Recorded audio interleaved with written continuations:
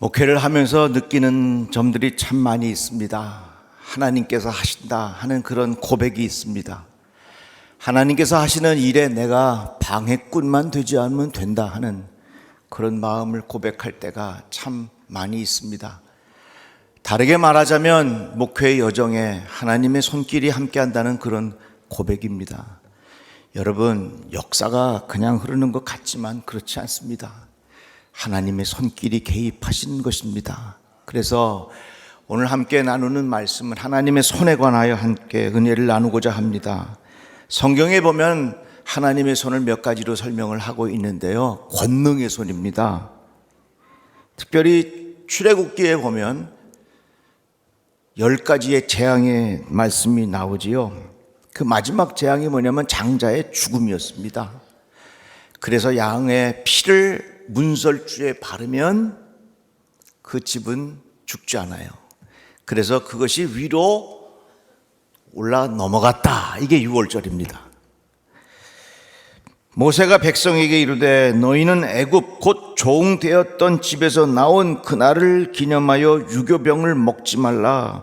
여호와께서 그의 손에 권능으로 너희를 그곳에서 인도하여 내셨습니다. 하나님의 손은 권능의 손입니다.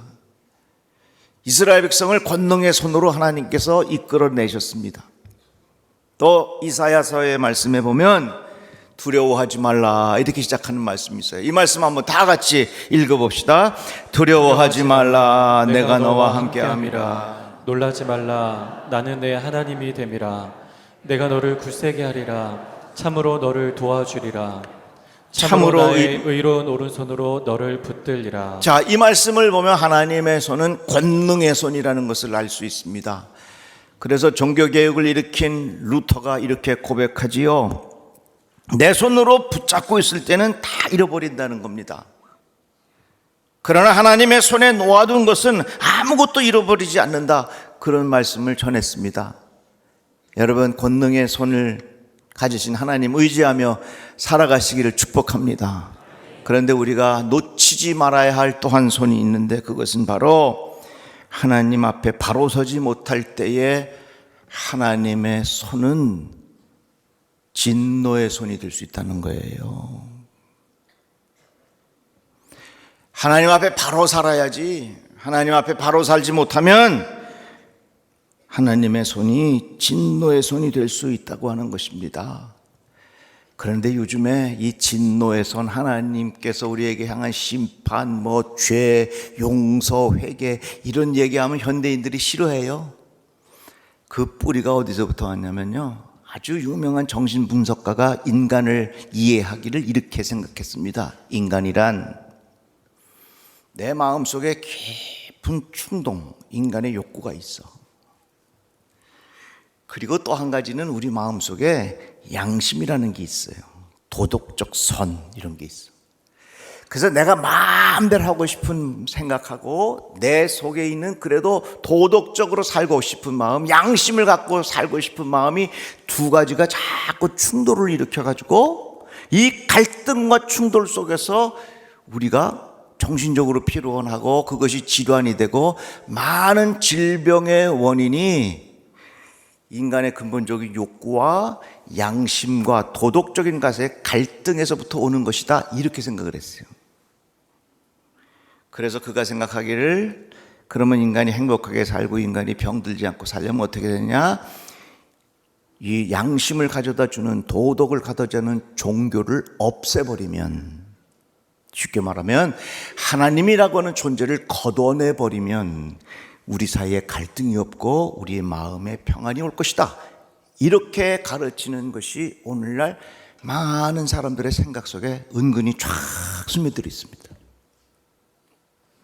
그러다가 보니까 사람들의 생각 속에는 하나님이라고 하는 존재를 인정하려 하지 않고 내가 죄인이라고 하는 사실을 인정하려 하지 않는 것이 오늘날 우리의 현실입니다.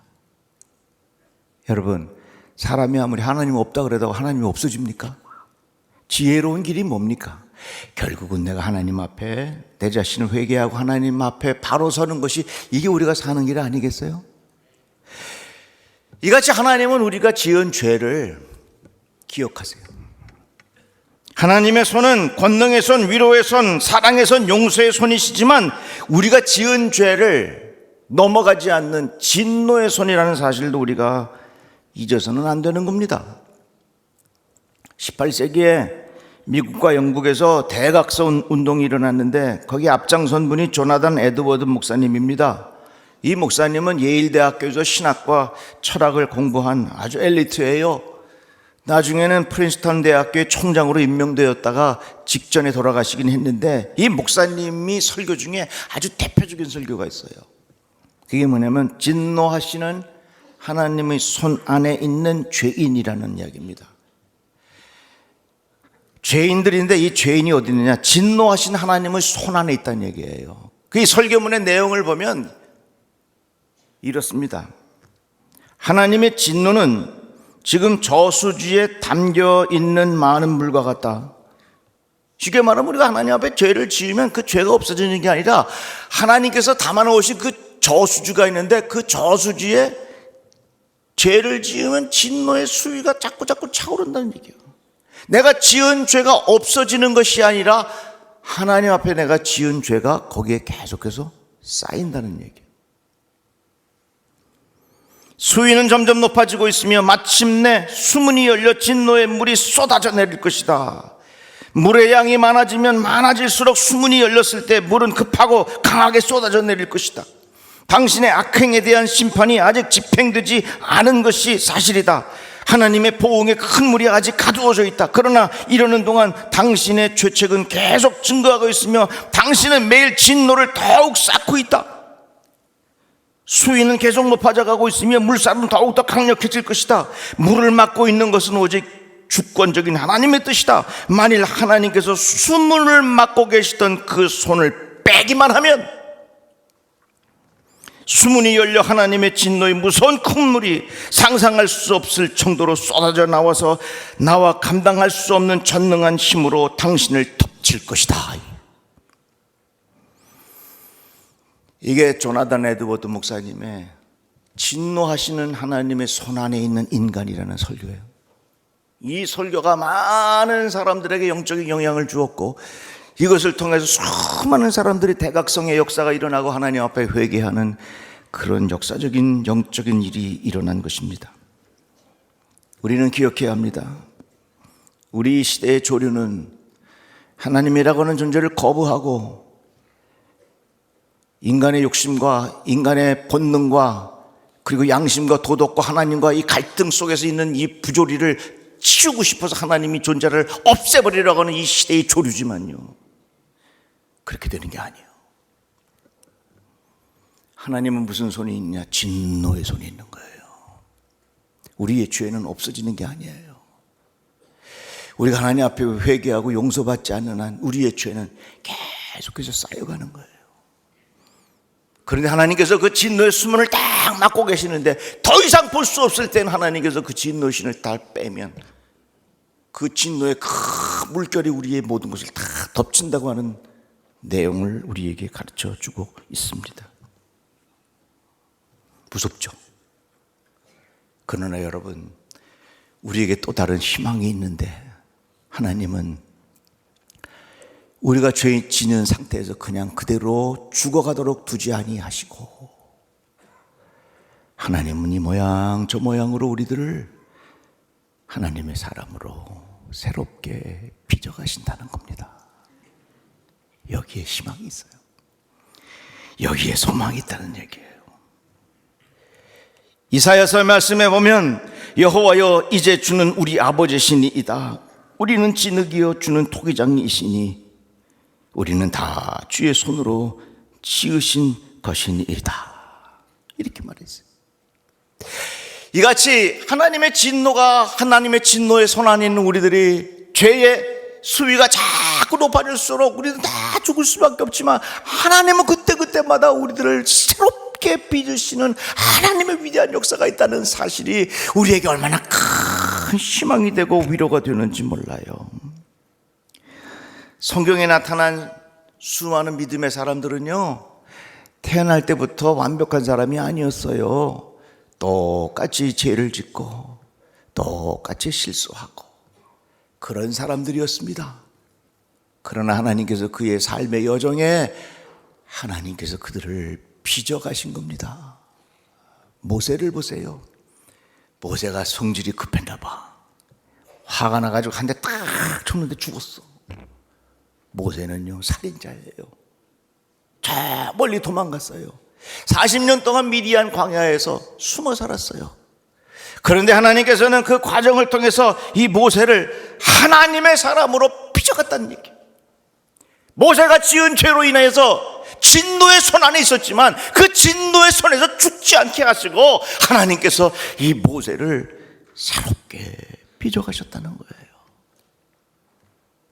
다윗은 어떻습니까?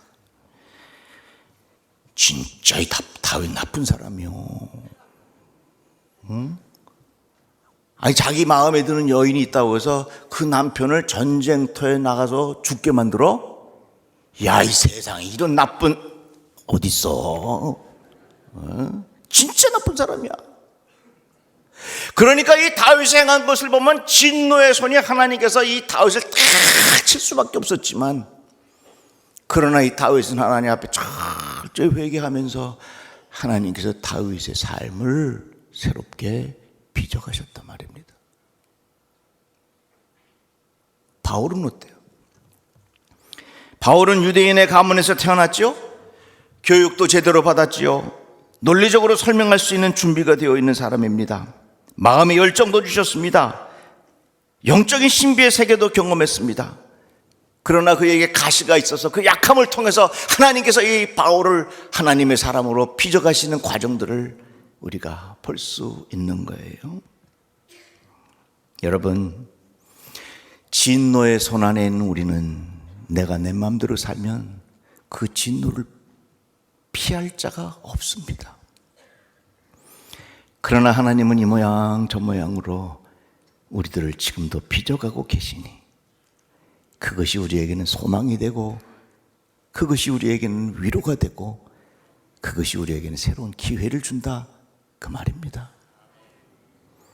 그런데요, 흙을 빚으려면 딱딱하면 그 흙을 새로 빚을 수가 없어요. 그래서 성경을 보면요, 하나님이 정말 싫어하시는 게 있어요. 그게 뭐냐면 교만이요. 교만이라고 하는 건 딱딱하게 굳어진 거예요. 그래도 이 토기장이가 마음대로 주무르고 마음대로 빚어가려면 그 토기장에 물이 촉촉, 그 진흙에 물이 촉촉 해가지고, 그거 내가 물레 돌리는데 한번 가봤죠. 야, 근데 그 진흙이 물이 촉촉 해갖고서 내가 손만 쪽대도요, 얼마나 이게 모양이 바뀌는지 모르겠어요. 토기장이 하나님께서 우리들을 마음대로 주무시려면요, 우리들이 교만해서는 내 안에 물이 촉촉해야 되는데, 그것이 바로 기도의 눈물이라고 하는 거예요. 내가 하나님 앞에 드리는 간절한 기도의 눈물이 있으면, 하나님 앞에 드리는 깊은 곳에서부터 우러나오는 기도의 눈물이 있으면, 그것이 오늘 나를 새롭게 만드시는 하나님의 기회라, 그 말입니다. 그래서 여러분, 고통의 눈물이 흘릴 때에 절망하지 마시고, 하나님께서 이 과정을 통하여 나를 새롭게 빚어가시는구나. 점점 깊은 수렁에 빠지는 것 같고 더 이상 희망이 보이는 것 같지 않고 더 이상 사람들에게 필요 없는 사람처럼 보이고 점점 내가 버림받은 것 같을 때에 여러분들 마음 깊은 곳에서 흘러나오는 기도의 눈물이 하나님께서 나를 새롭게 빚으시는 하나님의 기회인 줄로 믿으시기를 축복합니다. 이렇게 하나님께서 잘 빚으시면요, 우리는 뭐가 되느냐? 작품이 되는 거예요. 작품. 한번 따라해 봅시다. 하나님께서 나를 빚으시면 나는 작품이 됩니다. 믿어주십니까? 하나님께서 나를 마음대로 빚으시기 위해서는 우리에게는 그 기도의 눈물이 끊어져서는 안 되는 거예요. 깊은 곳에서 흘러나오는 그 기도의 눈물이 하나님께서 우리들을 마음껏 빚으시고 그로 인하여 우리들에게 작품을 만들어 주신다 그 말입니다. 그런데요, 상품이 있고 작품이 있어요. 어떻게 다르냐면 상품은 남들에게 보여주는 게 상품이요. 겉으로 보여주는 게 상품입니다. 그래서 상품은 끊임없이 광고를 해요. 그렇지만 작품은 누가 알아주지 않아도 사실은 우리가 박물관 같은 데 가서 작품을 보면 이게 뭔가 그런 생각이 들어요. 그렇지만 작품은 작품의 깊은 세계가 있단 말입니다. 오늘날 우리 주변에 상품과 같은 인생이 있고 작품과 같은 인생이 있어요. 상품과 같은 인생은 자기 자신을 자꾸 사람들에게 보여주는 거예요. 상품과 같은 인생은 자기 자신을 자꾸 부풀려서 사람들에게 자랑하는 거예요. 이게 상품 같은 인생이요. 그런데 작품은 남들에게 보여주는 건 그것보다는 내 안에 깊은 세계를 마련하고 그것으로 인하여 정말 삶의 의미를 깨닫고 감사하는 마음의 태도를 가지고 사는 게 속에 있는 작품의 세상을 사는 거예요. 스펙이라는 말이 있습니다. 스펙이라는 말은 뭐냐면 그 사람의 뭐 자랑할 만한 거, 뭐 자격증이라든지 학위라든지 뭐 돈이라든지 뭐 이런 것들, 이게 다 스펙이요. 스펙이 쌓이면 좋은 상품이 될 수 있을런지는 몰라도 스펙이 쌓여서 절대로 상품이 되는 게 아니에요. 정말 깊은 멋진 작품이 되려면 스토리가 쌓여야 돼요. 스토리라는 건 뭐냐면 내 안에 깊은 하나님과의 만남이에요. 내 삶 속에서 경험하는 다양한 고통들이에요. 내 마음 속에서 경험하는 아픔을 이겨내는 그러한 역사의 이야기들이 나를 이 세상에서 비교할 수 없는 작품의 세계로 나를 인도하는 거예요. 제가 여러분들에게 여쭤볼게요. 대개 여러분 설교할 때 목사님이 묻거든 대개 두 번째나 세 번째에 정답이 있으니까 그렇게 하시오. 자, 여러분 상품과 같은 인생을 살길 원하십니까? 작품과 같은 인생을 살길 원하십니까? 대답 안 하는 사람은 뭐요? 상품과 같은 인생이 있고 작품과 같은 인생이 있어요. 제가 우연히 미술의 역사에 관한 책을 한번 읽은 적이 있습니다. 저는 책을 읽을 때 책을 다 읽고 난 다음에 딱 뚜껑을 덮고 이 책이 나에게 주는 의미를 한 문장으로 딱 정리해서 그걸 늘 보관해 둬요. 미술에 관한 책을 한 권을 다 읽고 난 다음에 딱 접고서 쓴 글이 바로 이겁니다. 위대한 미술 작품에는 숨겨진 고통이 담겨져 있다는 것을 내가 알았다. 작품이 되기 위해서는 고통의 과정을 지나야 한다.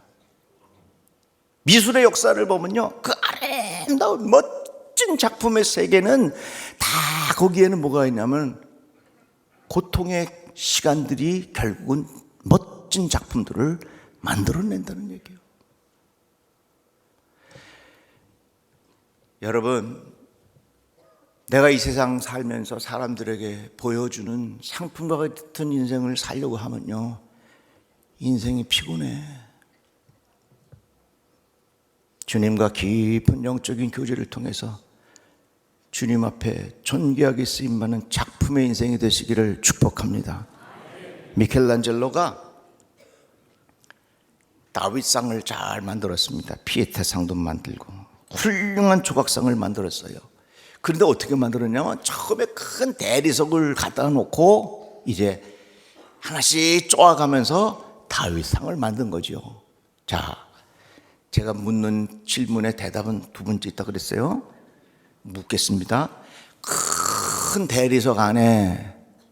다윗이 없었습니까? 있었습니까? 있었어, 그죠?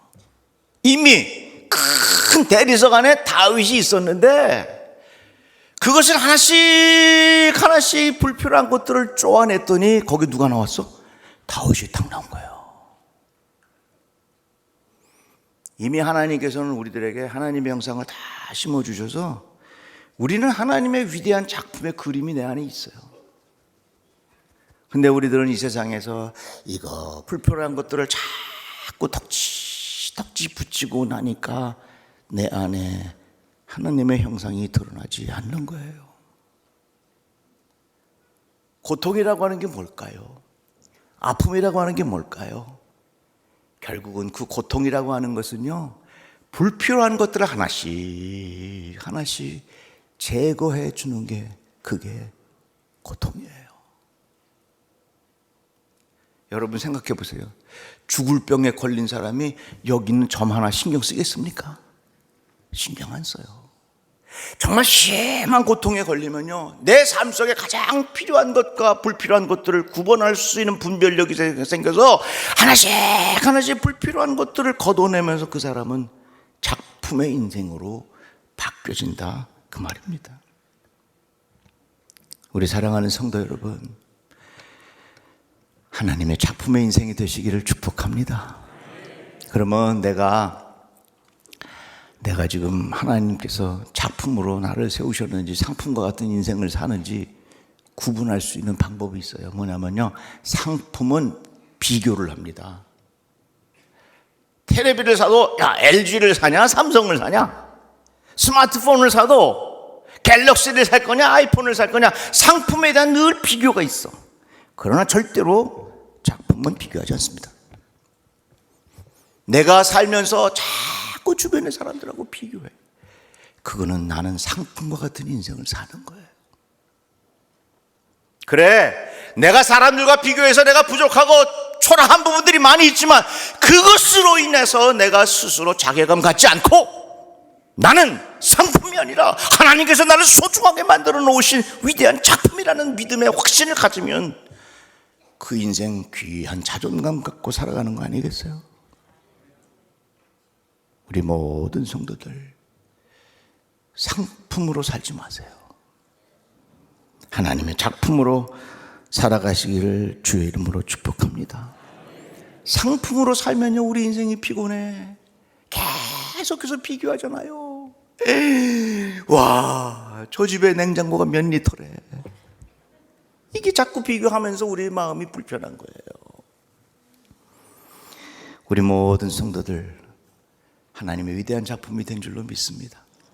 어느 어린아이가 볼펜으로 고양이를 그렸어요.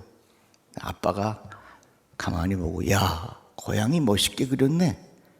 근데 이 아이가 꼬리를 안 그려서 고양이 꼬리를. 그래서 아빠가 물었습니다. 야, 고양이 꼬리는 어딨냐? 고양이 꼬리는 어디 있어? 그랬더니 이 딸아이가 대답하는 말이, 아빠, 고양이 꼬리는요 지금 제 손 안에 있습니다. 그러더래요. 하나님께서 귀한 일들을 우리에게 맡겨주셨는데 하나님이 원하시는 그 일들이 지금 내 손에 있다는 사실을 기억하시고 더 많이 사랑하시고 더 많이 선한 일 하시는 위대한 작품이 되시기를 주의 이름으로 축복합니다. 기도합시다. 하나님 감사합니다.